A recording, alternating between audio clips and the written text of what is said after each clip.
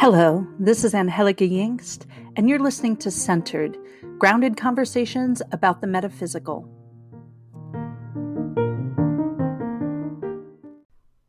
Hello, it's Angie Yingst, and I wanted to share this essay I wrote a few years ago because in my membership group, we are doing our guided shamanic journey this month with deer. And just to mention a little bit about my membership groups, if you are connecting with my monthly readings, you may want to go a little further. I do a reading on the full moon, on the new moon, and I do a guided shamanic journey. And I have different levels of membership. So if you join at the introductory level, it's $20 a month, you can choose one of the three things that I offer every month. If you want two of the three things, like maybe you just want a full moon reading and a new moon reading, you could do that. And they're general collective readings, but they tend to be pretty personal, like people relate to them personally. You could do all three. That's another level, which is the full moon, the new moon, and the journey.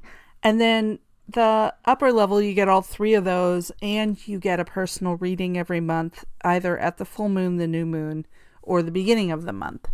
So those are always offered on my website at angieyingst.com. But we talk about the really gentle nature of deer medicine.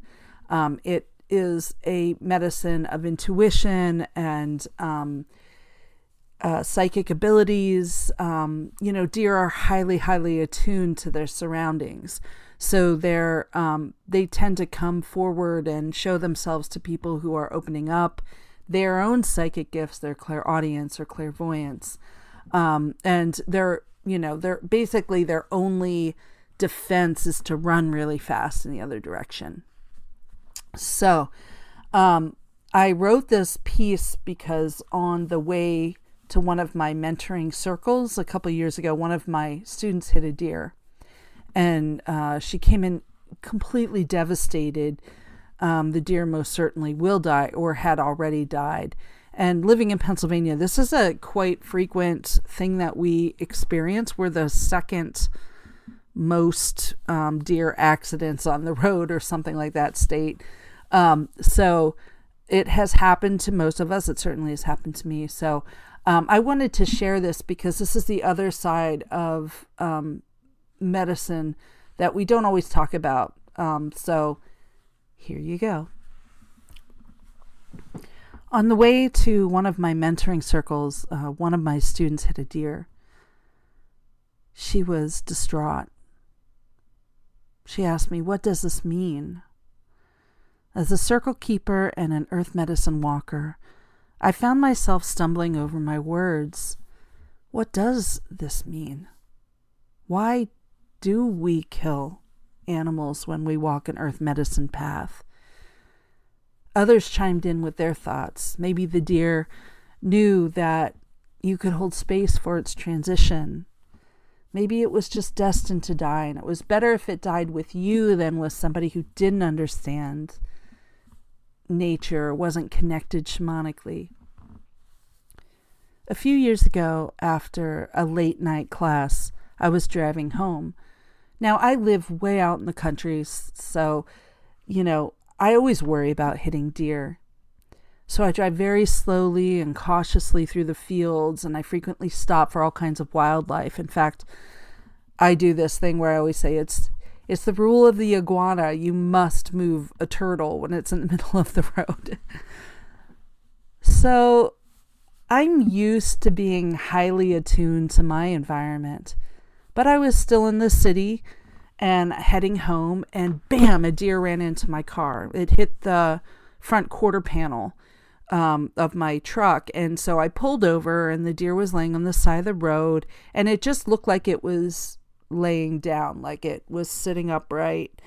It was panting, so it was clearly injured, and so I called the police, and I sent the deer Reiki, and I envisioned the Reiki energy repairing the deer's leg and its head and strengthening it. And I did this Reiki for almost 15 minutes.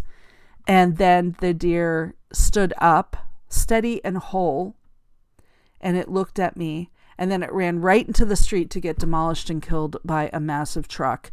And the truck tore the deer apart. And I shook and I cried as well. And I wondered, what does this mean? Is this still medicine for me? If we see our medicine dead on the side of the road, how do we interpret it? And as I meditated on the death of this deer, I could see the interplay between the deer's medicine and the encroachment of humanity on the deer's environment. So the medicine of the deer resides in this deep vulnerability.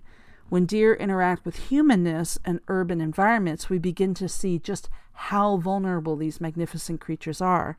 When you're face to face with a buck, it looks huge. It looks scary. It has these huge antlers. But when we see them interact with the city and with cars and with the highway, we see how humans have disrupted the balance of the predator and the prey. Our ancestors decimated the predators, the wolves, the mountain lion population, the bears, who would have hunted the sick and the weak, keeping populations down. Massive deforestation also affects deer population.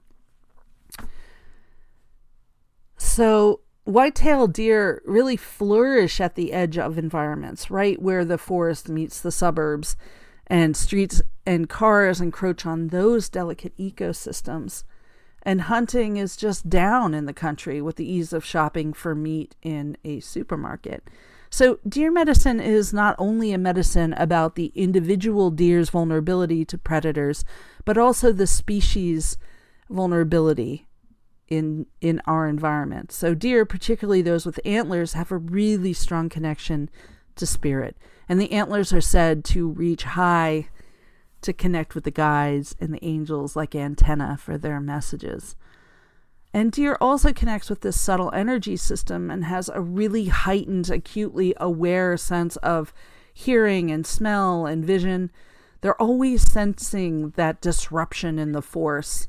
And I couldn't help thinking, as the student told me all about the deer and her accident, that this was part of the critical message for her, that knowing that she's going through this really beautiful spiritual opening, deer medicine can sometimes come in this way to remind us of our vulnerability during our spiritual opening or when we interact with the world at large. We sometimes experience all this light and love and that new age bullshit in a bubble.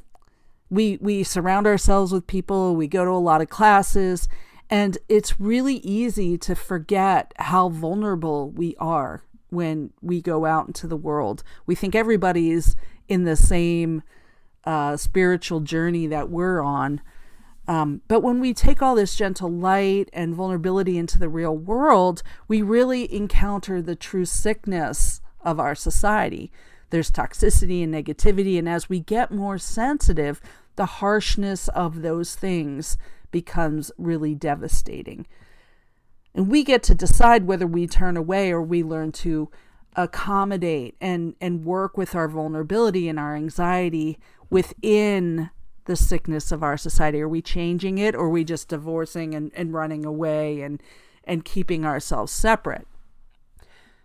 I think that's really a personal decision. As someone who's really dedicated to social justice, looking at the sickness of of our society and the issues are really important for us. So it is important for us to move into the vulnerability and helplessness we feel when we see a dead deer on the side of the road, or we see injustice happening in the world. But that's just me and how I interact with this.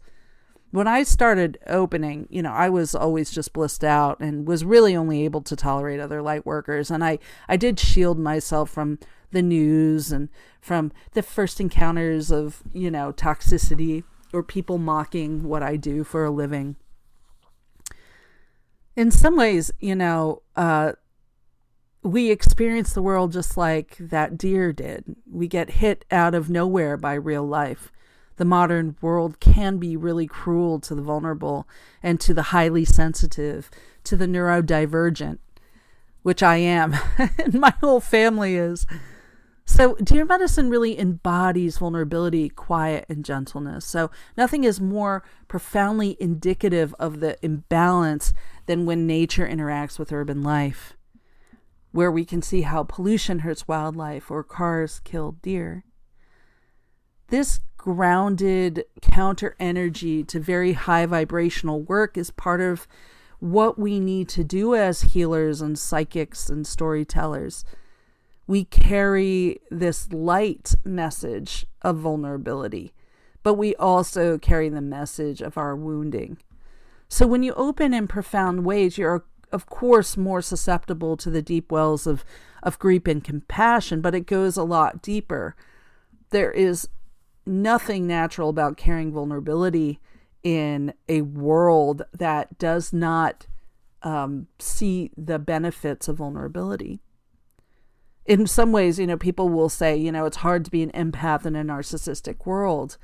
And in the same token, it's really easy for empaths to get stuck in this idea that the world must change around them, that they're not part of nature, that they're separate from the toxicity of our world. And in fact, that is toxic in and of itself. So we also have to experience and learn about the shadow medicine of our animals. And shamanic work isn't easy. It isn't light and fun. A lot of people think it is because they're like, oh, I saw a squirrel. That must be my spirit animal. That is insulting to Native peoples to say things like that. When you're engaged in doing work and engaged with that work being connected to nature, as, the myth of separation dissolves, you also challenge yourself to go beyond the surface, to experience more profound messages, to become stewards of the earth, spokespeople for the mother. So when all of this starts and we want to live in that amazing other world of spirit and divorce ourselves and say that we're beyond, cultural appropriation, that we transcend that spirit transcends that, we are really engaging in the same toxicity and shadow that our society at large has. So when we practice earth medicine, we become intrinsically tied to Mother Earth, to Grandmother Moon, to Father Sky, to the cycles of life and death, happiness and grief, toxicity and health, masculinity and femininity. The delicate balance between all of those things becomes like a second sight for us. So we can see it without trying. Impermanence and the suffering of life and of the human condition is part of all medicine and spiritual experience. Death is part of every animal's medicine because every animal dies. So as we begin our opening, we may only want to be looking at the light and the births and the, wonderful medicine. But impermanence and the suffering of life is the harsh reality of the medicine of shamanic work. So if this happens to you, or you're driving and you notice an animal sacred to you dead on the side of the road, my suggestion is to begin to ask, what is the medicine for you? Both in the animal's living experience, how does it live, love, eat, hunt, raise its young, etc., but also how does that medicine interact with the brutality of the world? You need only look at our apex predators to see that this isn't just something that affects prey. In Pennsylvania, we have a long, shameful history of killing birds of prey, right? Like the hawk, the bald eagle, along the Kittatinny Ridge as they migrated. And you can find pictures of hunters with 20 dead hawks around them, because they felt, or vultures or eagle, because they were afraid that they were going to eat their livestock. So, we can show reverence for the medicine by sending up prayers, honoring their way in the world, by honoring the deer and helping to make its spirit, transcend. So You can leave a piece of hair, you can sing a song, you can connect with the medicine of that. There are some native practices that create prayer sticks, and they leave them where something sacred was killed. And there's a whole practice with that, which would, I don't think is appropriate for me to be sharing. But I think you can still honor the connection and honor the dead and give it a good death. So if you are able, you can even take some hair, an item from the animal that was killed, remembering that, like, if that piece of hair or feather or whatever stinks, it will always stink. And if there's bugs, your house will have bugs. So really only newly killed animals can be harvested, but that's really another thing altogether. And you should probably talk to someone who is very good at harvesting animals. There's a wonderful, couple wonderful guides who are hunters as well, who do shamanic work. But you can create a ceremony, and as medicine keepers and healers, you can honor the medicine and allies by giving them a good death. And you can use the medicine harvested for your altar or in a medicine bundle to hold the memory of vulnerability and the shadow work of your medicine together.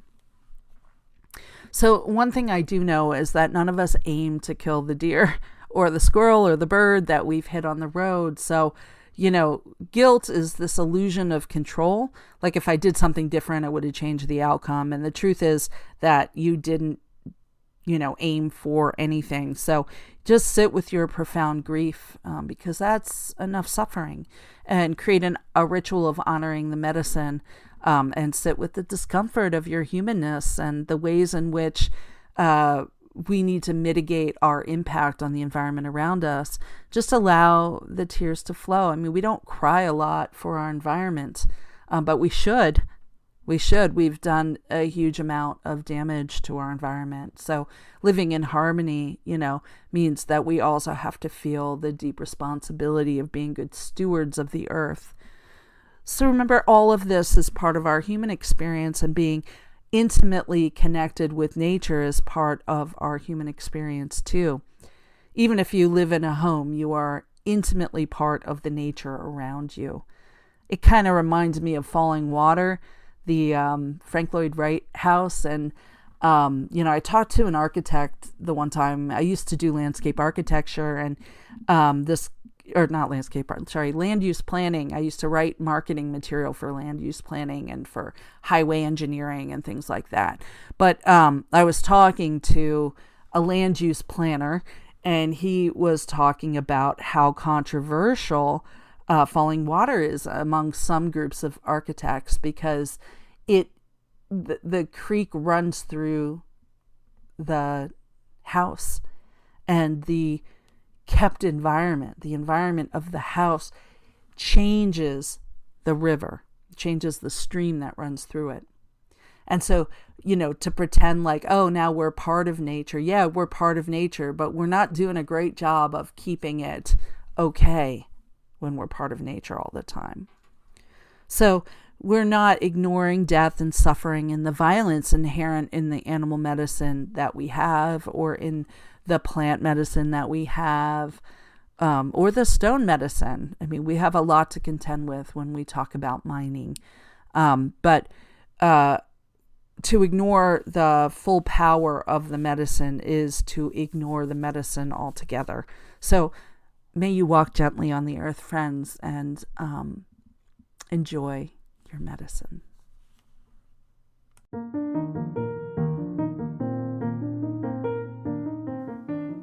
Thanks for listening to Centered with me, Angie Yingst. If you'd like to send me a question or comment about this show or any shows, you can send them to Angie@themoonandstone.com.